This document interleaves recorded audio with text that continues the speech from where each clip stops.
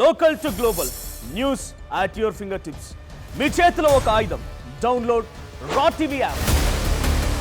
Media legend Ravi Prakash is back.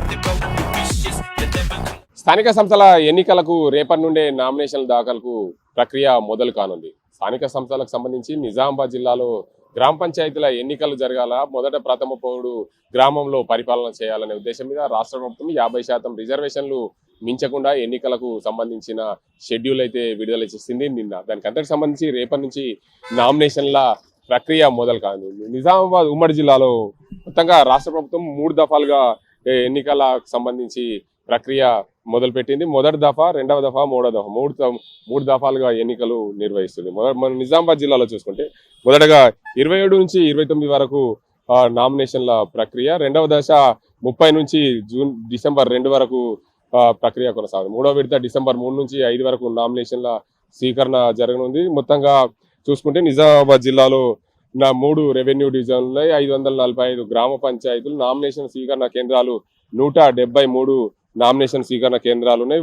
Ward స్థానాలు చూసుకుంటే మొత్తం 5022 ఉన్నాయి. దానికి అందరూ పోలింగ్ కేంద్రాలు మాత్రం 5053 పోలింగ్ కేంద్రాలు ఏర్పాటు చేసింది ఎన్నికల సంఘం. పూర్తి స్థాయిలో ఎక్కడ ఎలాంటి అవాంఛనీయ సంఘటనలు జరగకుండా పూర్తి స్థాయిలో అన్ని బందోబస్తుని ఏర్పాటు చేసింది. దానితో పాటు మొదటి విడత డిసెంబర్ 11న ఓటింగ్ జరగనుంది, రెండవ విడత డిసెంబర్ 14న ఓటింగ్ జరగనుంది, మూడవ విడత డిసెంబర్ 17న ఓటింగ్ జరగను. ఉదయం 7 గంటల నుంచి మధ్యాహ్నం 1 గంట వరకే సర్పంచ్ల ఎన్నికలకు సంబంధించి ఓటింగ్ ప్రక్రియ కొనసాగనుంది. దానికి అంతకు సంబంధించి ఏదైతే పూర్తి స్థాయిలో ఎన్నికలు ఓటింగ్ ముగిసిన తర్వాత అదే రోజు మధ్యాహ్నం 2 గంటల తర్వాత దానికి సంబంధించిన ఏదైతే ఓటింగ్ సంబంధించి సర్పంచ్లను ఎన్నుకునే పరిస్థితి ఉంది. దానికి సంబంధించి చూడొచ్చు.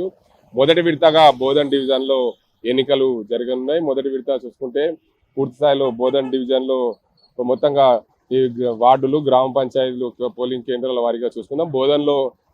బోధన్లో చూసుకుంటే బోధన్ మండలంలో బీసీలకు సంబంధించి 26 కేటాయించారు. అందులో 228 వార్డులు ఉన్నాయి, పోలింగ్ కేంద్రాలు 228 ఉన్నాయి. చెందూరులో 5 బీసీలకు ఇస్తే 48 వార్డులు ఉన్నాయి, దాంతోపాటు 48 పోలింగ్ కేంద్రాలు ఉన్నాయి. అదేవిధంగా కోటగిరిలో 16 బీసీలకు 130 వార్డులు ఉన్నాయి, 130 పోలింగ్ కేంద్రాలు ఉన్నాయి. అదేవిధంగా నిజామాబాద్ డివిజన్లో చూసుకుంటే నిజామాబాద్ డివిజన్లో మొత్తం 32కు సంబంధించిన ఎన్నికలు జరగనున్నాయి నిజామాబాద్ డివిజన్లో. అదేవిధంగా ఆర్మూర్ డివిజన్లో చూసుకుంటే అదే కోవలో కూడా అత్యధికంగా బోధన్, ఆర్మూర్ డివిజన్లో ఎన్నికలు జరిగే ప్రాంతాలు ఉన్నాయి. దాంతోపాటు మొత్తంగా చూసుకుంటే నిజామాబాద్ డివిజన్, ఆర్మూర్ డివిజన్లో ప్రధానంగా ఎన్నికలకు సంబంధించి ఎటకేలకు ఎలాంటి ఇబ్బందులు కలగకుండా, అవాంఛనీయ ఘటనలు జరగకుండా పోలీసులు, ఎన్నికల సంఘం పూర్తి స్థాయిలో ఏర్పాట్లు చేసింది. రెండవ విడత నిజామాబాద్ డివిజన్లో చూసుకుంటే దర్పల్లి, డిచ్పల్లి, ఇందల్వాయి, మాక్లూర్, మోపాల్,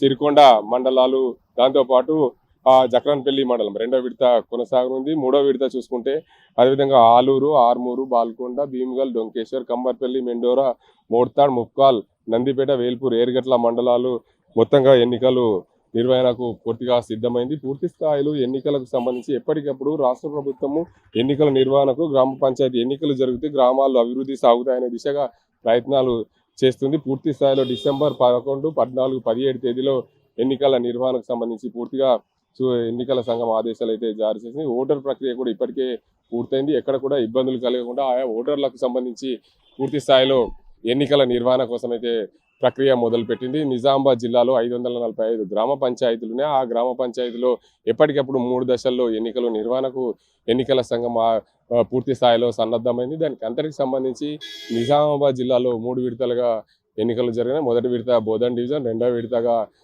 నిజామాబాద్ రూరల్ డివిజన్, అదేవిధంగా మూడవ విడతగా ఆర్మూర్ డివిజన్గా ఎన్నికలు జరిపేందుకు సిద్ధమవుతుంది. పూర్తి స్థాయిలో ఎలాంటి అవాంఛనీయ సంఘటనలు జరగకుండా ఎన్నికల ప్రక్రియ కొనసాగింది. రేపటి నుండి నామినేషన్ల స్వీకరణ కొనసాగనుంది. ఇది ఇక్కడ పరిస్థితి. అజింతో గంగారెడ్డి, RTV నిజామాబాద్.